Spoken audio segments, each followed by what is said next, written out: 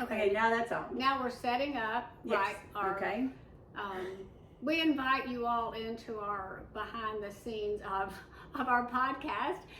We're about to record a podcast. That's what we've been doing on here. And we always start a few minutes before we have to do the podcast. So you're kind of seeing a behind the scenes thing as we straighten our hair. And make sure that all the buttons are pushed correctly. Ready to go.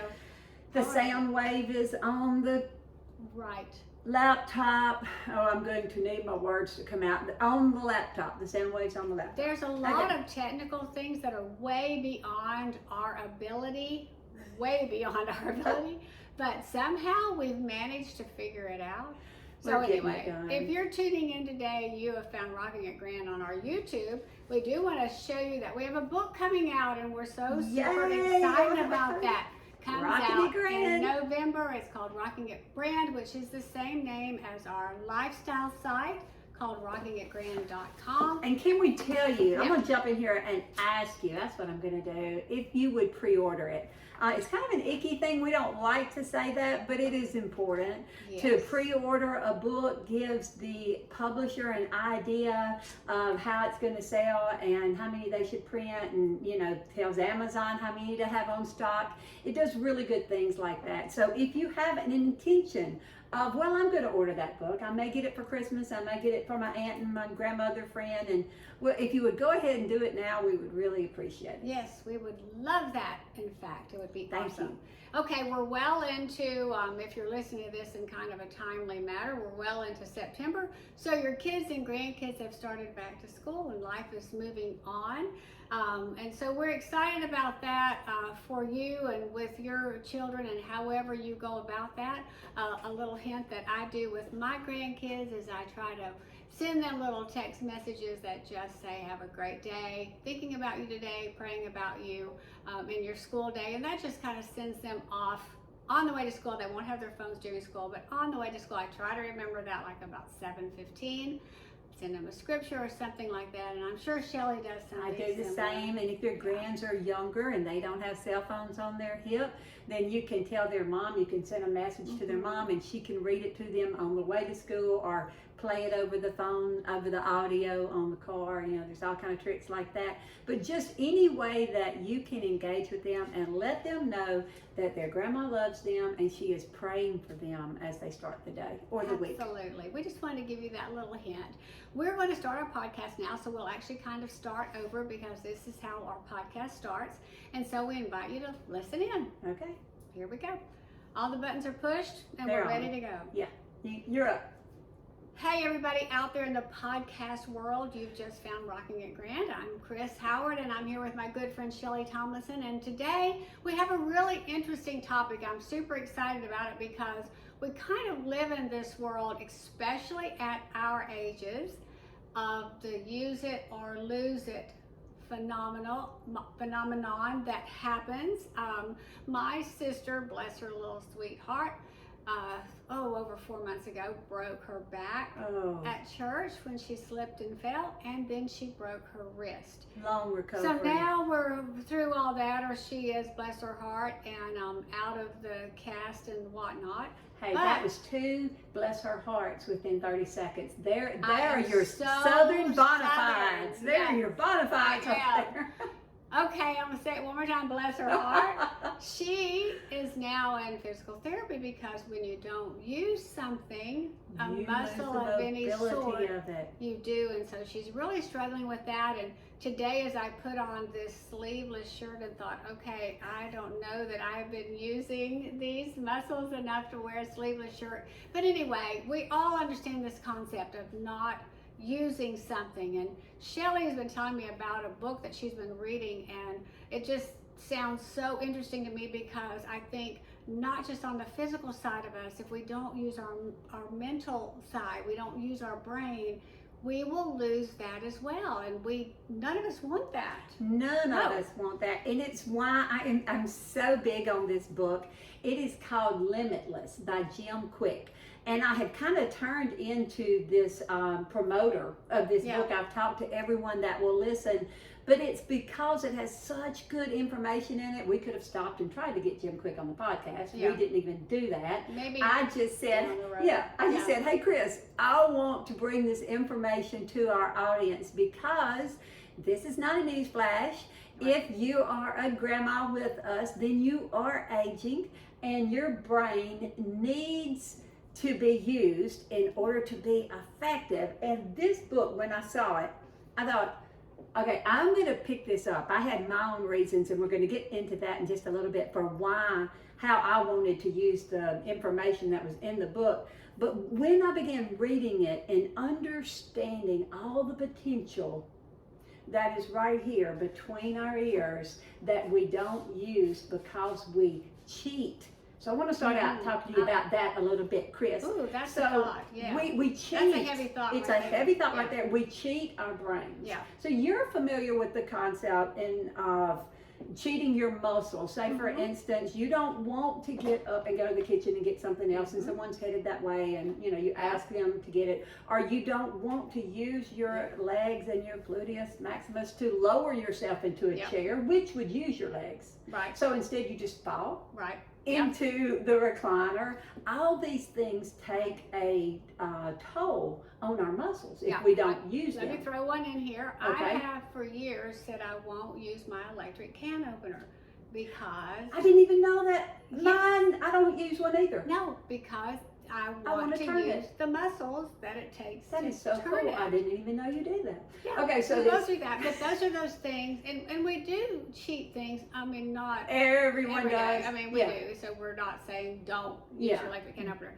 but I think there's a valid point there that we look for ways. When they started telling us several years ago, quit parking in close to the thing, start getting your steps in. It's made us all more aware that we need to get more steps in. These steps that we track on our wrist help us. Well, in the same way that we cheat our muscles, and I was not even aware of this. I guess it's why it's been so mind-blowing for me to consider.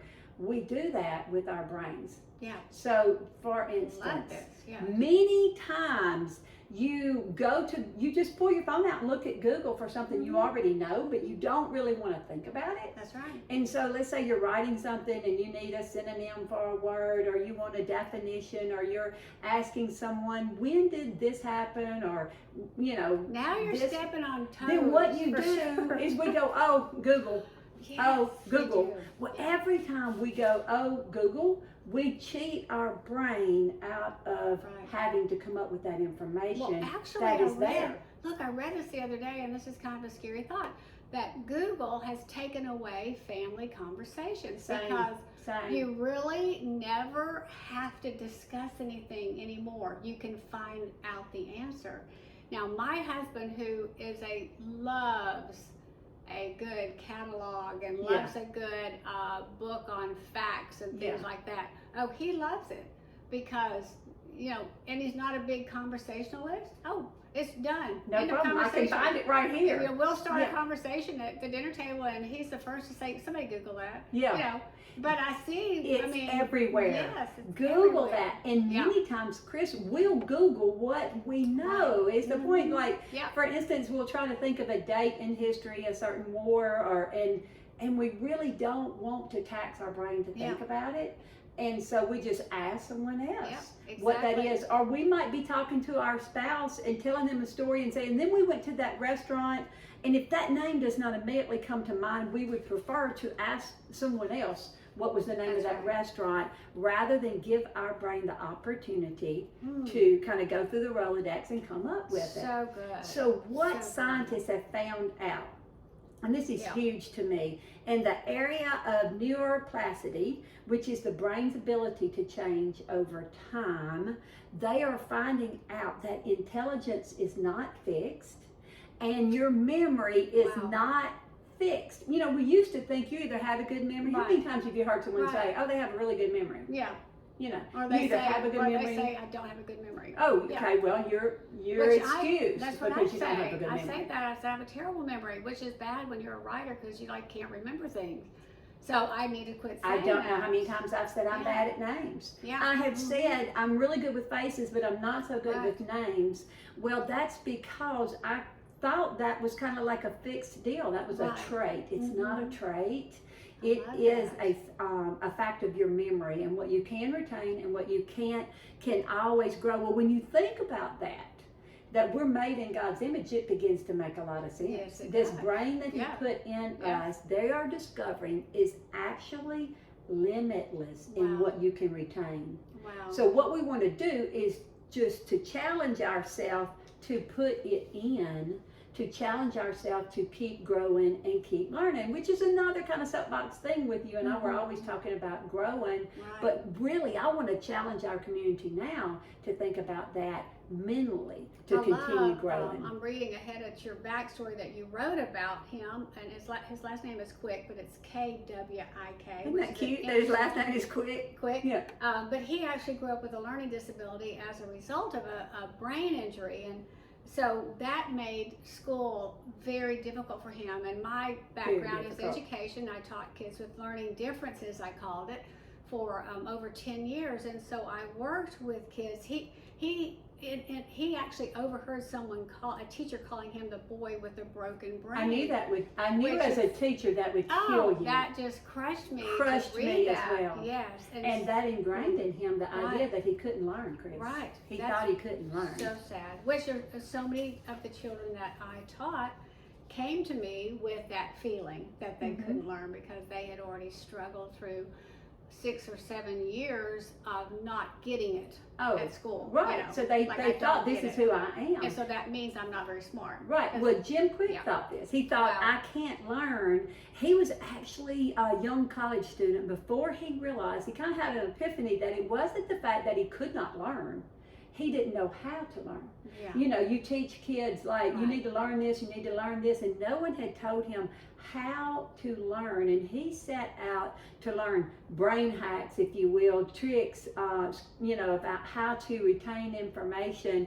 And it not only healed his brain, but now he has an international platform where he Wow. speaks to people about their memory and about using their muscle. Well, I love his subtitle. The title is Limitless, which who doesn't appreciate that? I mean, we think about life and things that we would love to be limitless at, Mm-hmm. and I don't know that we put that in the scale of our brain. You know, Mhm. we want to run faster or jump higher, all those kind of things. But I love this because his subtitle is Upgrade Your Brain, Learn Anything Faster, and Unlock Your Exceptional Life. Wow. How good is that? That is so powerful. Now, when I began reading his book, I picked it up because when I saw the potential in the title, that struck you, the subtitle, what I immediately did is I correlated it to my ministry and my calling in life. I wanted to be able to memorize more scripture. I wanted to be able to recall where a passage was more. I wanted to be able to speak without notes more when I'm traveling and speaking. So everything that I was reading in this book, I was applying to who I want to be as a believer. And it was Great. just like Yes. hitting on all cylinders for me. So let's go through some of these highlights that you have found, and let's share these with all of our listeners out there. The first one, it says, and this was interesting to me, it says use as many senses as you can. So how does he define that? Like at one time? Yes. All And at I once? hope he never finds this podcast and thinks she did not do a good job of explaining this. So apologies ahead of time, Mr. Kwik. But this is going to be in Shelley's vernacular and my takeaway as we go through these different things. But involve your senses. So let's say you are preparing a speech that you're going to give at a convention. Then he encourages you that while you're going over your material and writing your notes, you can have something, music. Involve your ears. So you have something playing that you, something soft. I wouldn't suggest hard rock or metal banging or anything like that, but maybe some Bach or, some good slow worship music. Have that playing. Okay, and then you also want to involve your smell. So you may put some lavender on your wrist, like an essential oil. Yeah. Light a candle, but what you want is to be able to take that scent with you. So let's say I put lavender on my wrist, okay? And then I go to the conference where I'm speaking or the ladies' ministry where I'm going to speak, and I put that lavender on my wrist. What it does is it engages my brain back to when I was putting all that in. I'm thinking of all the smells that could be coming out of a classroom with every child. Everybody's like smelling their wrist and during their class time. That is so good. That just really, makes sense. It's really good. So what it. you're doing is you're giving your brain, and he had a word for it again. I'm sorry, Mr. Kwik. I didn't know I was going to say it, or I would have looked it up this morning.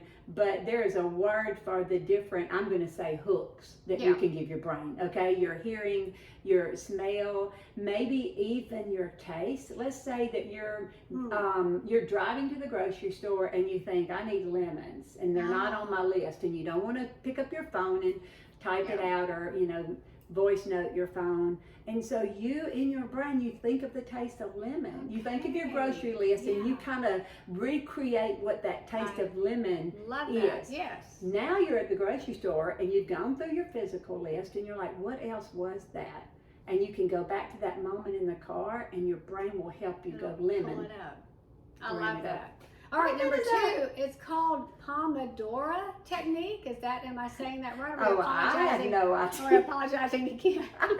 I have no idea. That was a good stab at it. It looks like Pomodora. Yeah, Pomodora Technique. Now this was important, and it goes right in the face of so many study habits of so many of our students. So moms, you want to take this home to your students, but we have all in the past crammed material, right? For hours and hours we cram material. Your brain shuts down after 25 minutes. Your brain says, this is all the information I can actually take think mine in. shuts down before that. But I'm 25 is the average. Okay, 25 minutes. Okay. So what you do, it's not meaning you can't study anymore that evening. Yeah. You take a 5-minute break. Okay. Get up, do something else, ask your brain. Your brain is, what it's doing, it's kind of like cataloging that, filing it, I like that. making a place for it. And then you come back and your brain is ready to hear something else. Yeah. That makes a lot of sense, but with my educational background too, even with our classrooms are typically like 50 minutes, but you're only going to get about 25 good teaching minutes in, so it's probably part of that. Yeah. All right, number 3, you say active recall. This one I can personally attest to how much I am enjoying this. So every morning, when I come to my Bible study time, and this is not my prayer time, I've spent time with the Lord in prayer, which just gets sweeter every day, but that's another story. And so then I'm dressed and I'm going to my desk and I'm about to get into my Bible study. Generally, I would just start wherever I left off. But what he encouraged me to do, and I see it working, is that while I'm dressing, while I'm doing many different things, before I come to my desk, I challenge myself to remember where I was and what I was thinking about. So good. Yeah. Active recall. And so in my brain, I'm going to go, okay, I was in John 16, and I promise you 9 times out of 10, I can't remember what it was right then. Yeah. And old Shellie would have said, I can't remember, I'll see it in my notes. Yeah. But now I challenge myself because I know what he's taught me. And so I'll challenge myself to stop and go, okay, I remember that's when this happened. And I will kind of review in my mind without my notes before I come to my notes. It's made a huge difference in my study time. Such a great tip. All right, number 4, again, I have no idea how to say this, the Loki Technique. I think I would call it Loki. I don't know, Mr. Kwik. We don't know. Okay. So this has to do with a room or a place that you know well and attaching that somehow. I'm using this. I'm telling you, I am using the Loki, is what I call it, technique. And again, just because we've already established it, let's go back to preparing a speech. And I think of Sadie. When I read this, I thought of Sadie, and this is something that she would probably enjoy. Chrys, if you're new to the podcast, is Sadie, Robertson Huff. Huff. That's the name I was trying to think of. Couldn't think of Huff. And we're talking about memory. I would have come up with it. Yes, I would have. But anyway, I digress. I do know that Sadie loves to speak without notes, and that she does that. That's her style of speaking, and she would probably enjoy this as well. And I do a lot, but it's helped me so much more. And this is what Loki Technique means. So you have, say, 5 points that you want to remember, that you want to bring to an audience. You want to create in your mind a very familiar place to you. That would be, I'm going to use your house for instance. You're about to give a speech, Chrys, and you're going to imagine your house, and you're going to see yourself walking through your front door, which is so familiar to you. And you're going to stop right there and plant that thought of what you want to talk about. And you're going to attach mental images to it. I really like this one. I could unpack it more, but for time's sake, and I want everyone to read this, I'm just going to say you're going to unpack mental images. If you're wanting to tell someone to get ready for the day, for instance, you're going to see yourself putting on a suit right there, a suit of armor, or you know, a costume. But you're going to suit up right there in your foyer in your mind. Okay, then you're going to keep walking. You have a second point. Now you're where? You're in your kitchen? Yeah. So now in your kitchen, you're going to attach your second point to a chair that's sitting right there. And you're going to do this through your other 3 points without using too much time. But now when you go to speak and you have these 5 points in your brain, and you're walking around the stage without even your notes in front of you, and you remember suiting up in the foyer, you're going to walk to your kitchen in your head, and you're going to your brain is going to help you bring back what you put in that place. I like that, and I'm already thinking ahead of how, I don't know if he says this, but when I was a student, how I memorized lists of things is I would do acronyms or make up a song or do something like that. So this is similar to that. Very similar. You attach something else to it that helps trigger your memory. All right, the last one here, and this is this one. As a past educator, you just take that one, girl. Now I love this, but I don't. This one is read more. Now I'm going to say this at the risk of losing all credibility. I am not a natural it's reader. Not the last one. Oh, it's not the last one? Yeah. I'm not a natural reader. I read when I know that it's important and valuable. Where my mother and my sister and my daughter Corey, they are those readers that will read the back of a cereal box. That they are. That's me. That's Shellie. I am not that. But I did learn a long time ago. So I don't know, even though I'm not a reader, maybe I'm smart. I did learn that it's important to read. It is very important to read. And so I made myself develop this skill of reading, and I do love it. I enjoy it. I just have always been that person that's so busy, so active, that it wasn't See, what you did is what we're talking about. You made an intentional decision. Intentionally did that. And this is what is all involved in this type of reading. So I'm so glad you brought up that personal experience, because how many people do you speak to that say, I'm not a good reader, or I can't retain what I'm reading, it you know, leaves me.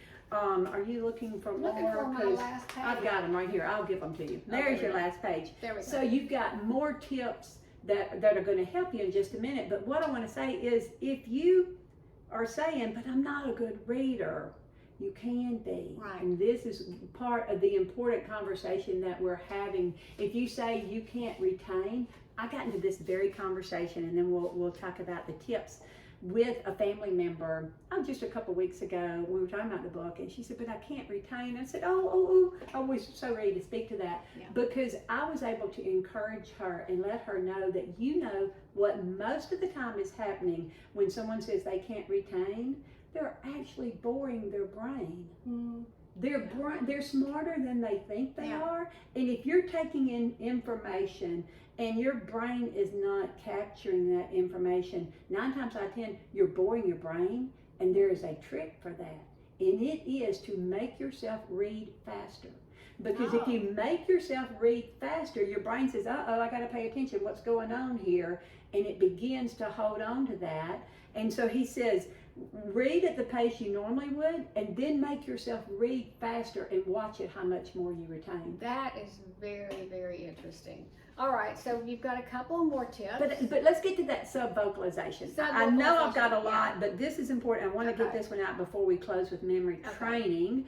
But the last one, self-vocalization, or the next to last one, refers, Chrys, to when you read silently to yourself, now as a school teacher, Yeah. you taught your children when they first started reading, they read aloud, right? When they got to a certain age, and you taught them to read quietly. Now we're going to have quiet time and read quietly. Read in We your still head. do Yes. that. Mm-hmm. All of us read in our head. When we're reading a word, we're hearing it in our head.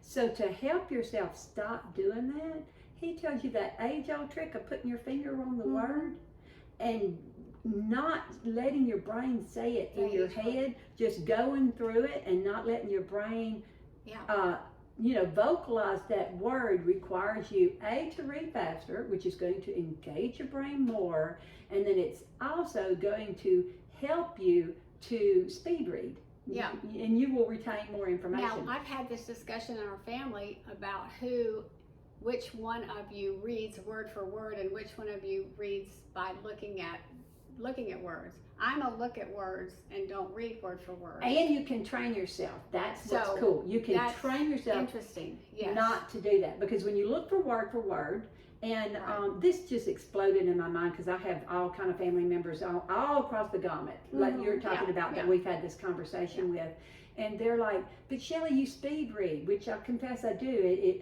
I didn't intentionally learn how. I just loved reading as a young girl, and so if I saw words that said a truck careened wildly down the road, I saw truck down road. I mean, I just you saw the phrase. I saw the phrase. I did that too. But I loved learning that you can teach yourself to do that. Very interesting, because I probably did teach myself to do that. You did, to a large degree. You taught All right, yourself. the last one is memory training uses visualization.